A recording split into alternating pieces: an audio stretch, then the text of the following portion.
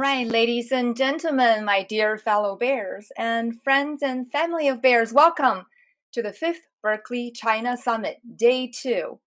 My name is Beatty Zhou, Berkeley MBA alum. For the previous 4 years, we had the luxury of meeting on campus. Today, we have, besides the freedom of speech, religion now, the freedom of bottom attire on Zoom meetings. Luckily, I have a dress on, so I don't have to worry about Zoom wardrobe malfunctions like some of the news anchors out there. Never thought the emperor's new clothes would have such a modern twist to it. In recent couple of decades, the ways we live our lives have already changed at a fascinating speed. However, the acceleration of that change during the pandemic has certainly been elevated to a whole new world. A dazzling place I never knew. BCS, kindergarten, BCS. Pardon me, I had to do a little speed meditation right there. Hey, I know I'm not alone. How many of you out there have experienced a brain juxtaposition between your kids and your work, even with multiple physical doors and walls? Gosh, I want to return the doors and walls back to the builder, because they're now soundproof. I can still hear the color song from yesterday's kindergarten class. Yeah, so I'm very grateful every time I'm invited to a Zoom conference. It's absolutely critical to hear different voices and perspectives, besides the color song. I'm currently running a recruiting company with a focus on the multicultural bilingual talent market. For the last few months, from a human talent capital perspective, we felt the pulse of certain industry trends, from hiring waves and freezes. We see certain technological fields experiencing unprecedented growth, such as remote collaboration, online gaming, and remote learning, which we'll learn more from our keynote speakers shortly. We also see the pandemic prompted widespread investment in global healthcare, which we'll hear more from the panels. We can't wait to hear our speakers share their insights. But before then, I do want to mention this year, we are celebrating 150 years of Berkeley women. Back in 1870, Berkeley opened its doors to women on equal terms with men. That is 100 years before most of the Ivy League schools, and a full 50 years ahead of Stanford down the street. Burned! Of course, it's not a Berkeley conference without teasing Stanford. But for the official record, all schools matter. Since then, Berkeley has educated countless women contributing to the community. We are so proud to have such strong female leadership presence in the school. I especially want to mention 3 leaders for their continuous and dedicated support to our summit. Ms. Chloe Hewlett, Executive Director of Cal Alumni Association, which represents more than 500,000 Cal alumni all over the world. Ms. Ann Harrison, Dean of the Haas School of Business, with a culturally diverse background, who speaks 3 languages, English, French, and Tagalog. Wow. And Ms. Zhu J. King Liu, Dean of the UC Berkeley College of Engineering, who has served as the first Asian American woman on the board of directors at Intel. Let's watch their welcome videos.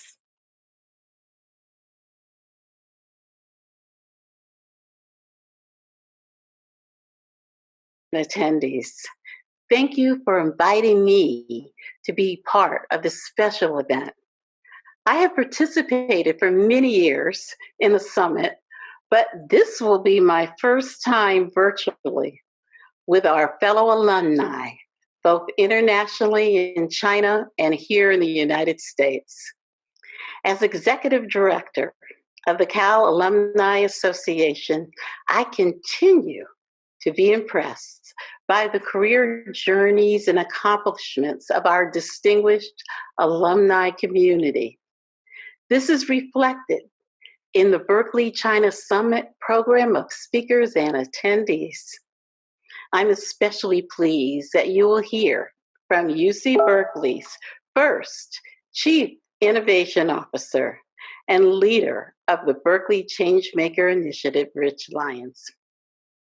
Special thanks to the leadership of the Chinese chapter and the Berkeley Chinese Alumni International Association. I'd like to acknowledge you for your unique contributions to alumni and student engagement on campus and around the world. Welcome to the 2020 Berkeley China Summit. Go Bears!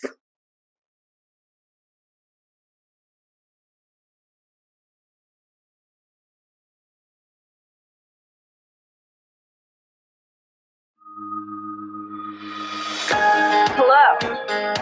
While I cannot be with you for the Berkeley China Summit, I did want to wish you great success and congratulate all of those involved for a fantastic event on September 18th and 19th. Berkeley's relationship with Asia is almost as long as its existence, and we are proud to have prominent connections and a vast alumni network. Universities have always thrived on collaboration across borders and continents because their missions speak to something higher than economic success at the country level or nationalism. We exist to create new knowledge and to develop the talent that will solve the big problems of the future. That's why I think this approach, the approach of cooperation across borders, will always win in the long run. I want to congratulate all the organizers, the alumni and students, and thank the participating speakers and sponsors. Best wishes to all of you.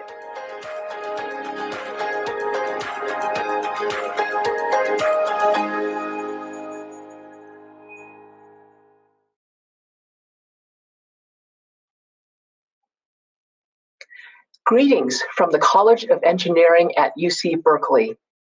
It is my honor and pleasure to help welcome you all to the Berkeley China Summit 2020. We all know that advances in technology today will help shape our world tomorrow. The speakers here today are visionary leaders who will share their stories and insights for success, including in international collaboration.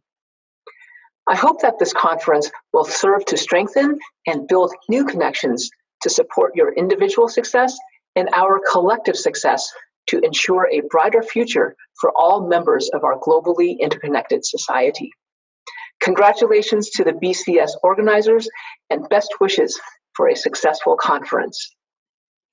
Well, just now during the video, I saw some comments on YouTube saying that I'm focusing a little too much on women. And it's being unfair to men. Wine. Gosh, can you say anything nowadays without being criticized? So, for the official record again, we love Berkeley men too. Especially one Berkeley man called Chuck Ying, co-founder of Berkeley China Summit and president of Berkeley Chinese Alumni International Association, a venture capitalist of a leading cross-border VC fund, and a recipient of the UC Berkeley Bradford King Award. All right, Chuck, stop whining, come on out. Are you the one who left the comments on YouTube? Just kidding, we love to tease Chuck on the board. Thank you very much. Well, hello everyone. My name is Chuck Ying. I'm the founding co-chair of Berkeley China Summit, or BCS. BCS core mission has always been facilitating collaborations between US and China, and currently I would say that despite our challenging relations now, the most successful US-China education joint venture in higher education is in fact the one between Berkeley and Tsinghua University. Tsinghua Berkeley Shenzhen Institute, TBSI, which I'm very proud to be a part of this founding process. That's why it's actually very appropriate to have our first keynote speaker today, to be Dr. Feng Zhou. Like me, he is both a proud Tsinghua and Berkeley graduate, and his keynote topic is Becoming Mainstream, China Online Education 2020. Dr. Feng Zhou is the founder and CEO of Youdao, which he founded in 2006 as NetEase Youdao. And we are very, very proud that he took the company public with an IPO last year in October 2019. As CEO, Dr. Zhou is responsible for the overall direction and strategy of the company. He previously led the formation of key Youdao projects, which I'm sure many of you have probably used, including Youdao Dictionary and Youdao Cloud Note, both of which rose to become star apps, gaining significant market share in their respective categories. In 2014, NetEase Youdao entered the online education market with the launch of a new online education product, Youdao Premium Courses. Dr. Zhou is passionate about technology and has broad interest and experience with computer systems, artificial intelligence, and other areas of computer science. He has authored more than a dozen academic papers published by top-tier international conferences and influential journals during his doctoral studies, with a research focus on software infrastructure, operating systems, and programming languages that are designed for large-scale services. Dr. Zhou grew up in Yixing, Jiangsu province, and he received his bachelor's and master's degree in computer science from Tsinghua University and his PhD in computer science from UC Berkeley under the guidance of Professor Eric Boer. So everyone, please help me in welcoming Dr. Zhou. Dr. Zhou.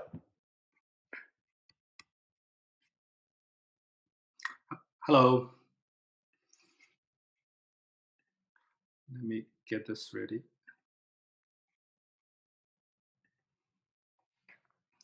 Hello, everyone. Yeah, it's a pleasure to be here. The topic of my presentation today is Becoming Mainstream, China Online Education 2020. It is a family keyword this year, online courses, or in Chinese, 上网课. So for a lot of families, this is a word that's both loved and hated. Yeah, for all the obvious reasons that we know, and the kids spend so much time on it. So it is the case in the States, and it is also the case in China. So this is a Baidu index for the word 网课, online course. If you look at the curve, so we see a big spike here in mid of February, which means it's a lot of people searches for it on the web and also on mobile. And before that, the number actually shows 0, but I believe it's basically means it's too low for Baidu to track. And after February, it continues to be at a pretty high level until now. So a lot of people searching for online courses, and they are taking part in it. So because of the huge wave of family and student interest in online courses, so we've actually been seeing a lot of changes in the industry this year. So on this slide, I try to show my understanding of the winners actually in online courses 2020. And we see that there are several segments and several different forms of products and businesses this year. So the first and probably the largest category is K-12 after-school tutoring. So in China, so if you're not familiar with the education system in China, so in China there's a very large public school sector, and all the businesses surrounding the K-12 education is actually in the after-school tutoring business. So the public schools are all funded by the government, so that's not a business. But after school, it's a huge business. And last year, this part alone is around 600 to 700 billion RMB, online and offline combined. But if we look at online, we try to include here business data that is larger than 1 billion RMB. Yeah, so that's about 150 million USD here. So we have 原辅导、学而思、有道精品课、跟谁学 and 作业帮. So these are the winners here for K-12 after school tutoring. So it's a huge growth this year, and a lot of these businesses have seen their students skyrocket, number of students skyrocket. And then after this, this is the K-12 after school is the focus of a lot of discussions in the industry, but there are other segments as well. We also have K-12 school courses. This is kind of pretty new and sometimes very exciting because of the COVID virus. A lot of public schools are forced to offer their courses online, and interestingly, these businesses go to the Dingding and Tencent meeting, the conference, the online conference providers. So they provide the infrastructure, and the courses are all still provided by the schools. And right now, this part of the business is not monetized at all, but it's a very interesting place. And after that, we have preschool and STEM. These serves the younger audience before elementary school, and also the parents are younger. So one interesting side of this market is that there are a lot of innovation. If you look at K-12 after school tutoring, it's mostly live video based courses. But for preschool and STEM, a lot of these players, they have AI courses, they have a lot of different ways of offering the content. So we have VIP Kid, we have 斑马 AI 课 Zebra AI course, 火花思维 火花 math thinking, 编程猫 coding cat. So these are a few of these examples, and these companies, I believe, all have revenue over 1 billion RMB this year. And lastly, we have university and professional training. For university courses, the largest products are MOOC products, massive online open courses. So we have two products here. China University MOOC is provided by Youdao. And we also have Tsinghua's 学堂 online. And professional training is also very interesting. There are a lot of different verticals. Fenbi is for civil servants exam in China. It's a big business, and over 1 billion RMB also. So all these companies and businesses are either listed on this page are either over 1 billion RMB in revenue, or I would say over 10 million monthly active users. So that's an overview of the online course business in 2020. Actually, the explosive growth of this year has a long time coming. So let's talk a little bit about the evolution of the online course product. So the first stage, I would say, is 2010 to 2015. So at that time, in China, we have recorded video with homework. So this is basically a MOOC. And 2015 to 2017, we have a live video with many students. So we call that a live large class, in Chinese, 直播大班课. So it's very different from recorded video in the sense that with live video the students have a sense of being at the class, so their participation is raised a lot.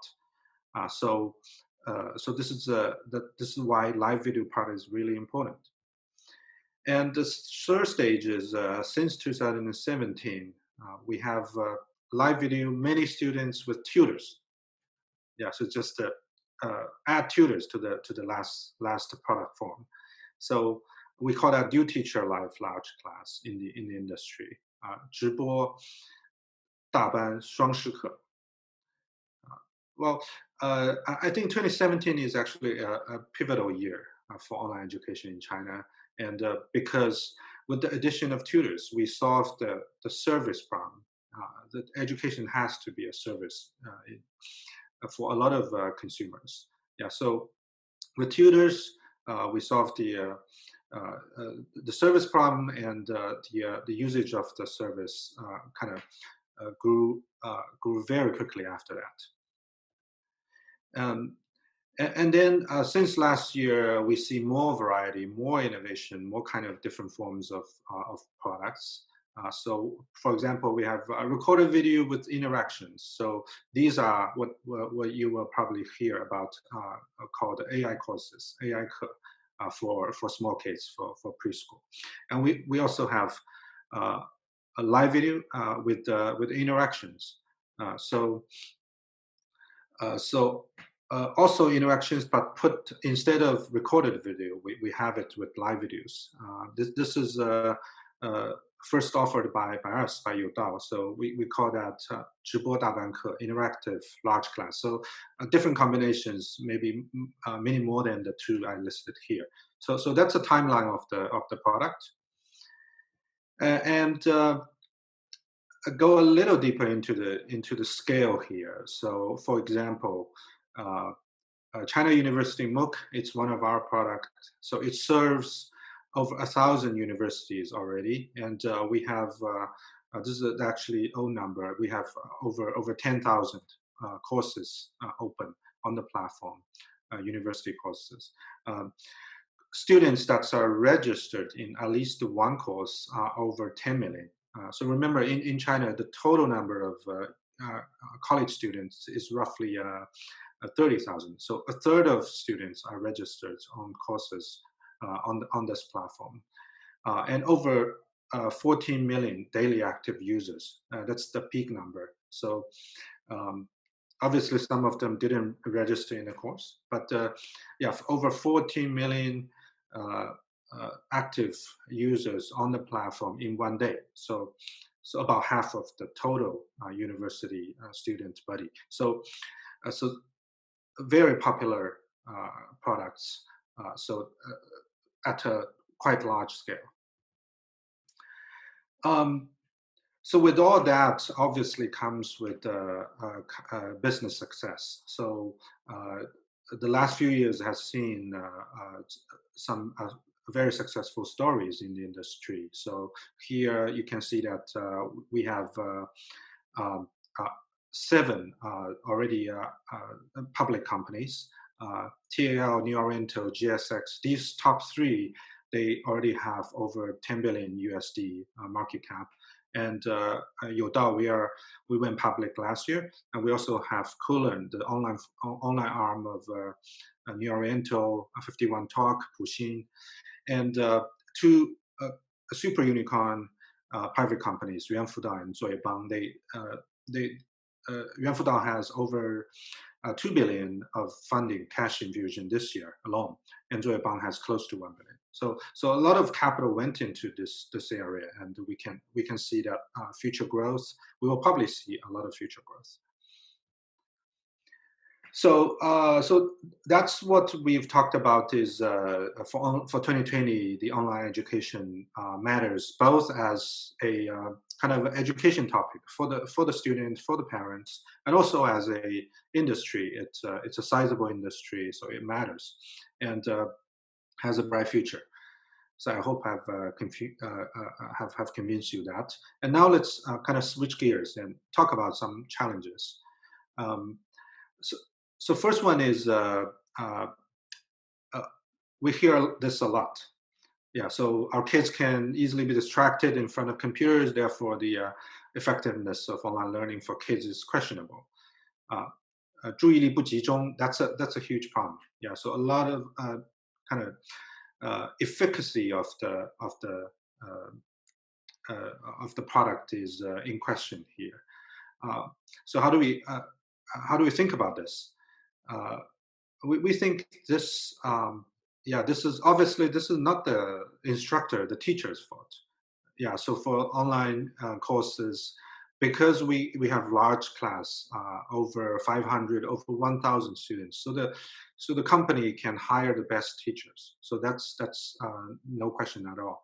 So the teachers are great, the instructors are great. Well, then it has to be the media's current, the product's current limitation. So the more we think about this, the more we think about this picture. Yeah, so it is this classic notion of crossing the chasm. Yeah, so it's a great book. Yeah, if you haven't read it, go read it. Yeah, so it basically tells the story that as any industry matures, going from kind of a small niche industry into mainstream, you have this problem of crossing the chasm. So essentially, the users of your product, of your service changes. They used to be what the book calls visionaries. Those people that they really think about the benefit of the new approach instead of the old approach. So they already like your product before they sign up. And when the product goes mainstream, more and more of these pragmatists join your service, join your product. So these people, they don't care about the kind of the future that this new product holds. They only really care about whether they're good or not compared to their old product. So so this is the challenge because these people they have a lot of questions to ask. They see your problems more than before. So, and the book also tells us that what they think is the best approach to solve this problem. So a productive approach is to focus on, instead of focusing on everybody, you focus on certain verticals. You try to invent clever ways to solve your challenges really well for certain verticals, real problems there. So instead of trying to solve the general quality problem for all the pragmatists. Yeah, so a lot of details there, but I don't have time to talk about them. But we think this is the problem for the industry right now, and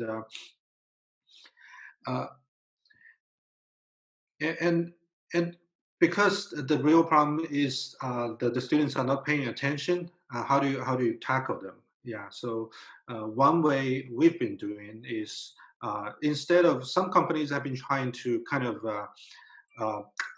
monitor the students more to see whether they are paying attention and kind of try to involve the parents to get the students more attention. Yeah, that could be the right approach, but what we are focusing on is we have observed that the students, maybe you don't need to force them to learn. And one way we can borrow some ideas from other areas is that we can introduce a lot of interactions, or maybe we can call them games, into learning. So that's why we have interactive large class model. Essentially, for elementary school math, the two examples here show that during the course, we introduce these small quizzes or small games that every 5 minutes, you can imagine that the kid will be engaged in these moments, and overall we've been able to increase their attention a lot. So that's one. And the other side is that technology can really help here. So more advanced technology like deep learning and artificial intelligence. So the example shown here is that in order to get a lot of really useful feedback to the user, so that the student can get more engaged in the courses, we use natural language processing technology for processing students' essays. So for English writing essays and also Chinese writing essays, we can automatically grade these essays and also provide useful feedback on how to improve these essays for the student. So this has proved to be really useful. And the second challenge that gets talked a lot about in the industry is that fierce competition drives up marketing costs a lot. So some media reports, I can read it for you. Total marketing spending is estimated at over 5 billion RMB for the top 5 players this year in the summer alone. And customer acquisition cost per user rises over 2,000 RMB for 2020.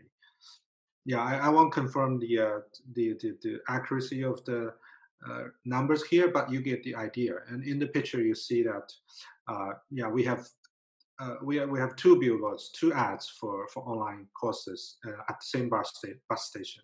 Yeah, one for us and one for Zoeba. Yeah, so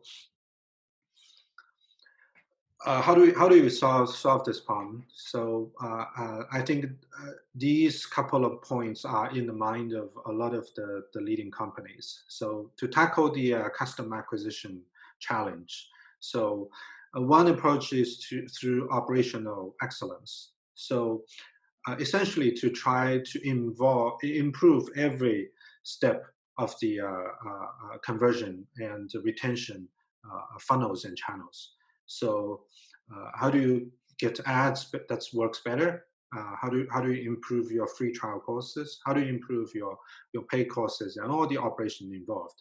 So one famous quote by GSS, Gen Shuixue's founder, is Mr. Chen is better by 3% at each link, and you can beat the investor, your competitor.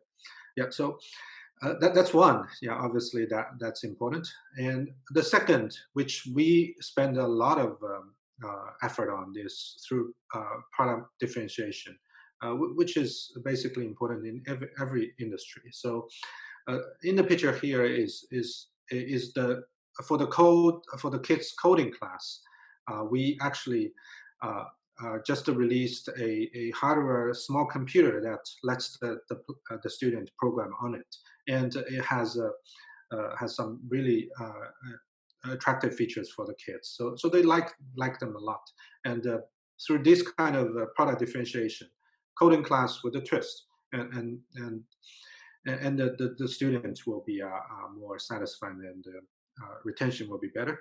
And also, organic traffic turns out to be really, really important. How do you build a large base of organic traffic? For us, for Youdao, we have a set of learning apps that drives a lot of organic traffic. So here, if you look at our dictionary app recently, you will notice that there's a tab for courses, and there are touch points for students for courses on the homepage, and a lot more. So essentially, that's where a lot of the industry is focused on, basically growth hacking. And they also have other ways: offline customer acquisition, you will hear about this. Live video, e-commerce, 直播卖课, a lot of these. Yeah, but essentially that's, if you want to go into online education, these are the issues that you have to think about right now. My last slide is online courses is great, but maybe there are other ways, other ways to learn outside schools. So one product we've tried is we released a hardware product, smart device for learning, Youdao Dictionary Pin. That turns out to be really popular, and students really love things that are, and parents really love things that are not cell phone, because cell phone distracts, and that products that help them learn. That's why the dictionary pen has really been really popular, and maybe not a lot of people kind of pay attention to this, but learning pads and similar form factors, we think they're really interesting. Because again, for the same reason, so special purpose products for kids to kind of not get distracted and also learn. So we think smart devices for learners and kids are a gold mine of business. So we've been doing the dictionary pen, and we will do more products in this area. So that's the stuff I have for you. So in conclusion, we think a mainstream online learning segment is formed, and it's driven by great consumer experience and differentiated products. Yeah, it's not a bubble. It's driven by real consumer needs, and product innovations are driving the growth. And because of the huge addressable market and high level of concentration in the market, we believe giant companies will emerge. And we still have major challenges like efficacy of learning, and a lot of these other challenges. And but in the end, we think online education is going mainstream despite these challenges this year. Yeah, thank you. Thank you, Dr. Feng Zhou. I can attest to the topic very much today. As a labeled tiger mom myself, online courses, I have a love and hate relationship with that as well. Certainly, from a real consumer need perspective, I also pose certain challenges to the giant companies and smaller companies as well. Well, I see some questions coming in, so let's open it up to the audience for questions. We have 10 minutes. I see. The first question is, you mentioned about 中国大学 MOOC. There are more than 10 million plus users in China. Coursera is a big player in the US. Do you see partnership opportunity for your company to partner with Coursera, especially on delivering foreign content in China? Yeah. Coursera, and it's actually we already have a partnership with Coursera. Yeah, so that's a good question. So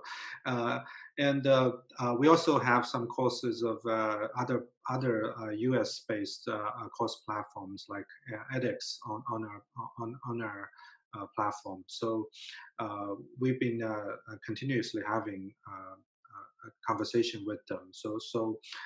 But we probably haven't done enough. So because I think the Coursera collaboration happened over 5 years ago, and the MOOC product in the US has changed a lot since that time. And what I've heard is that it actually has a very significant growth in since last year, both because of the product change and also because of the COVID.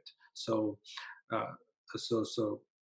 we think we are very we would very like more collaboration to happen, and we think there are a lot more things that can be done. And I think the most important thing is that U.S. universities really has great content, and the course quality is top notch. That's that's actually in the first place is why NetEase and Youdao kind of started doing courses 10 years ago. Right, that's very good to hear. Yeah. Thank you. And the next question, Dr. Zhou, do you think online courses will be used for reallocating educational resources for people in less developed areas? Is there anyone currently working on this? Yeah, I think a lot of people are looking at this problem because if you look at it, it's maybe the best approach to do this, right? Yeah, because for China, even the most kind of the less economically developed regions, they have very good internet access already. So one of the key problems they face is that uh, they don't have the kind of, sadly, they don't have the best teachers, the best teaching resources locally. Yeah, so even for me, for my hometown, Yixing or Wuxi in Jiangsu, it's economically very well developed, but still, well, yeah, sadly, the best teachers sometimes they go to Shanghai, right? Yeah, so so for all these non-top tier or less developed areas, online is one of the best ways for kids to get access to the best teaching resources. And for we are also, we have seen some kind of charity work in this area too. So NetEase is doing some of it. So we've been doing free courses for kind of less developed areas in Sichuan since last year. And the company NetEase, the whole group has pledged um, has pledged 100 million RMB for this initiative. So we are, yeah, we're happy to hear kind of ideas around this area. So we're working with several foundations on this, and we're happy to hear more ideas in this area. Yeah, I think this is really where we can make a difference. Absolutely, absolutely. Thank you very much for that. And I hope all the other online education companies will follow your footprints in offering less developed area students the education they truly deserve. And that really fits the Berkeley motto as well. Thank you. And in the interest of time, we will ask one last question. Online education may have its benefits and is going mainstream. How to handle and address the challenges for students having less interaction with their peers and feeling somewhat alienated, which may cause potential psychological problems? I see. Yeah, I think two ways to look at this. So one is, yeah, so when we think about learning, so or kind of the school experience, I personally think it's kind of two things are most important. The first one is obviously the acquisition of skills, acquisition of knowledge, right? So the second part is actually growth as a person, the social aspect, the kind of the psychological aspect, and I think the answer is quite clear that for the second purpose, at least for now, you have to have kind of person-to-person physical presence. So that's why really we have to pay so much attention to kids' kind of well-being at this time, because they a lot of times they cannot have a kind of full person-to-person education experience. Yeah, even schools when they're reopened here in Beijing. So I think the parents cannot go inside. That's still the problem. So that's not a full experience. That's not back to normal. Yeah. So as parents, as educators, we have to pay a lot more attention to that. And but for acquisition of skills, we think online can do very well, or sometimes even better than offline. Yeah, so that's our kind of midterm to long-term view here. So, but with that said, we think the online companies, the services, can still do a lot to kind of make the online experience more enjoyable, and also kind of good for the students' well-being. So we have a lot of kind of group discussions. We also have the tutors that talk to the students, and we also have like group activities like the small games that I show. So we hope that these approaches will make the process more interactive, more enjoyable, and good for the well-being of the student. So I think the big idea is that you still have to rely on person to person for the person's growth. You cannot do that purely online, and for a long time. And on the other hand, the companies they will have innovations for better interaction over the years. Maybe some company will figure out how to do AR, VR in this area. So it's I think it's still going to be really exciting. Yeah, absolutely. The new norm is redefined. However, we do have a long way to go, and we wish you the best luck and bring equal education to the mass students out there. And thank you very much, Dr. Zhou, again, for your precious time with us and your insights. And that marks the end of our Q&A session. Ladies and gentlemen, let's give him a round of virtual applause. You guys. You guys can probably only hear my clapping. Hope that was loud enough. All right, Dr. Zhou will open a 10-minute networking session right after this. Please look for the link to the virtual networking room in the YouTube chat box, as well as in your handbook.